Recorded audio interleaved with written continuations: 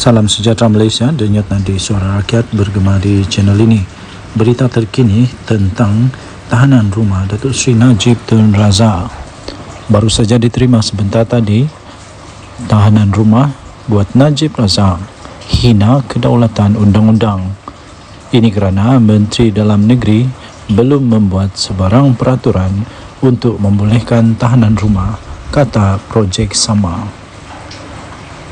Berita penuh membenarkan tahanan rumah buat bekas Perdana Menteri Najib Razak akan menghina kedaulatan undang-undang. Demikian kata daripada Projek Stability dan Accountability untuk Malaysia atau dikenali sebagai Projek Sama. Ini kerana Menteri Dalam Negeri belum membuat sebarang peraturan untuk membolehkan adanya tahanan rumah, katanya dalam satu kenyataan pada hari ini. Jelasnya lagi di dalam seksyen 43 Akta Penjara 1995 membenarkan mana-mana banduan dibebaskan atas lesen tertakluk kepada mana-mana peraturan yang dibuat oleh menteri.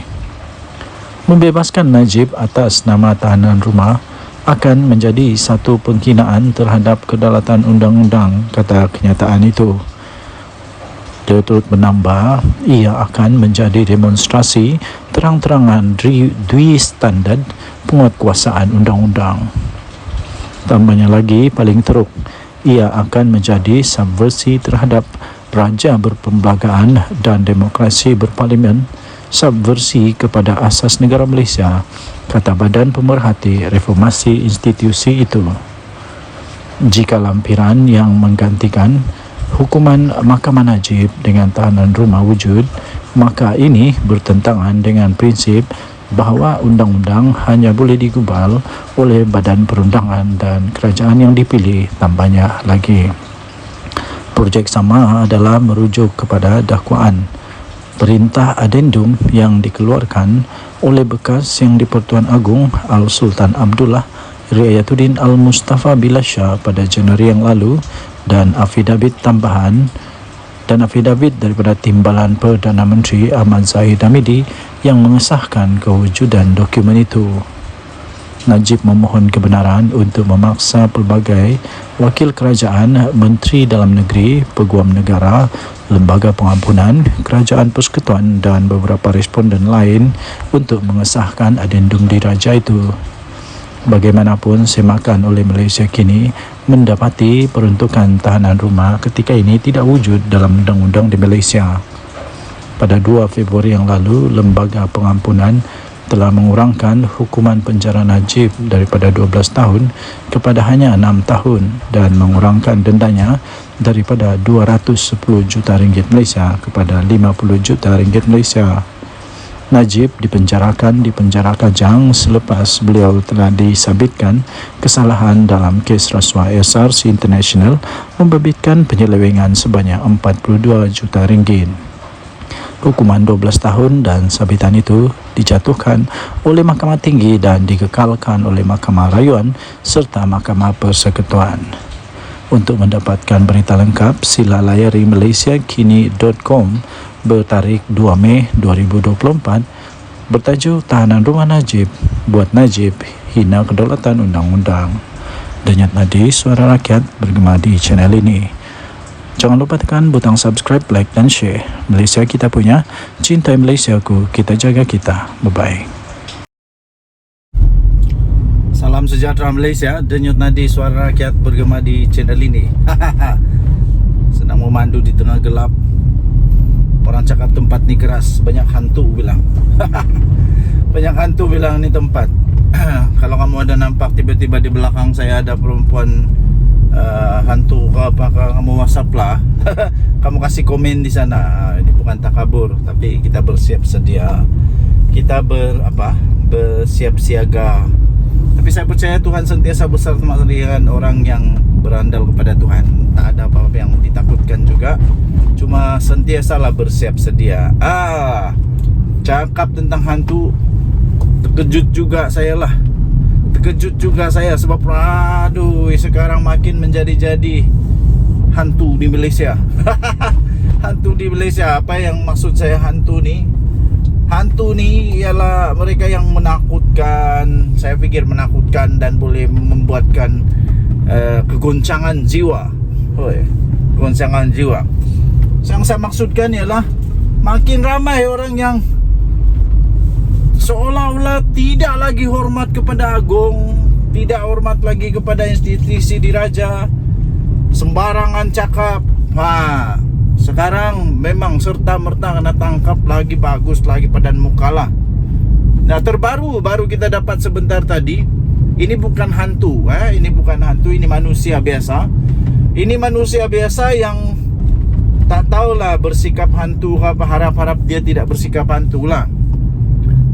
Bukanlah, saya fikir dia bukan hantu. Dia manusia biasa. Cuma saja dia ditangkap, ditahan. Dia ditahan kerana telah mengaibkan agung.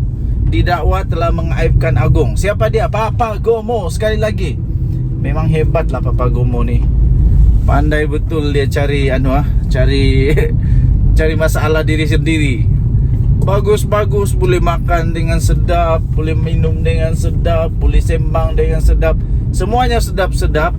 Tapi tiba-tiba dengar-dengar saja berita Papa Gomo ditahan, aibkan agung.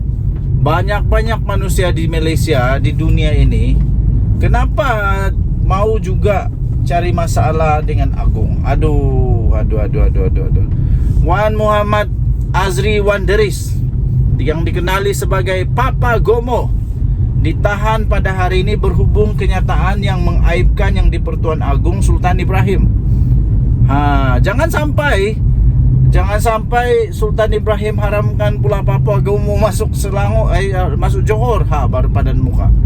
Perkara itu disahkan oleh Ketua Polis Negara sendiri. Ketua Polis Negara sendiri yang rupa-rupanya mengesahkan penahanan itu. Jadi kalau sudah Ketua Polis Negara yang sahkan, memang sah-sah lah dia sudah ditahan lah tu. Dan memang sah-sah lah. Dia memang ada kes menghasut pula, mengaibkan agung lah ni. Tapi kita tunggulah apa kata mahkamah. Papa Gomo ditahan di rumahnya di Setapak, di sini pada kira-kira jam 12.30 hari. Jangan anggap polis tak tahu. Jangan anggap polis tak bertindak. Polis akan bertindak. Bagus-bagus makan roti canai di rumah. Suka kan? Tangkapan itu dilakukan susulan daripada laporan polis yang diterima berkaitan dengan satu video beliau. Video Papa Gomo yang dikatakan telah mempersoalkan tindakan yang di-Pertuan Agong berjumpa dengan pemilik kekemat Datuk Seri Chai Kee Khan. Selain itu, dalam video terbabit turut membuat tuduhan yang menyatakan yang di-Pertuan Agong yang mengarahkan Cikgu Bad atau nama sebenarnya Badrul Hisham Saharin, 45 tahun, dituduh di mahkamah di bawah akta hasutan seperti yang dipetik oleh BH. Wah, teruk juga Papa Gomo ni Berani dia kaitkan Agong dengan perkara begitu. Berani dia mempersoalkan tuduhan mengarahkan kononnya Cikgu Bad atau sebenarnya Badrul Hisham dituduh di bawah akta hasutan itu yang diarahkan oleh Agong. Waduh, pandai-pandai saja. Kemudian dia juga mempersoalkan tindakan yang di-Pertuan Agong berjumpa dengan pemilik kekemat. Habis, siapa lagi yang boleh selesaikan kemelut ketegangan yang semakin dahsyat itu kalau bukan Agong? Kenapa? Papa Gomo boleh selesaikan kah? Papa Gomo. Nampaknya itulah saya kata. Sekarang ini makin berani hantu-hantu di Malaysia. Nasib baik Papa Gomo ni bukan hantu. Tapi perangai-perangai yang tolonglah, janganlah rosakkan negara Malaysia. Siapa lagi yang nak mempertahankan negara Malaysia kalau bukan kita? Janganlah hanya kerana politik murahan kamu Papa Gomo, Malaysia ini boleh jadi kucar kacir. Saya setujulah kalau ini, saya setuju dia ditahanlah.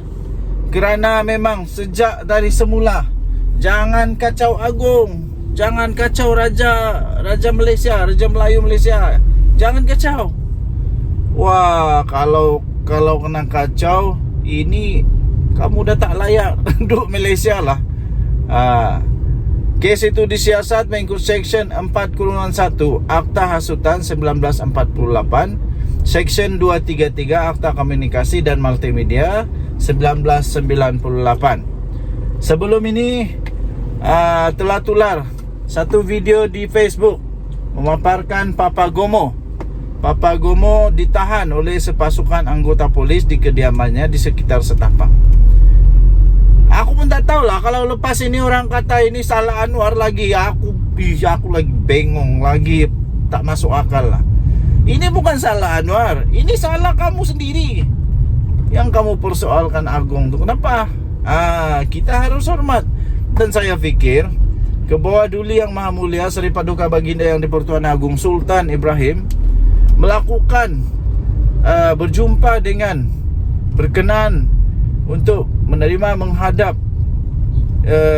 bos kepada Kekemat itu beralasan yang paling kukuh di dunia, untuk meredakan ketegangan. Itu. Dan Baginda adalah memang ketua negara.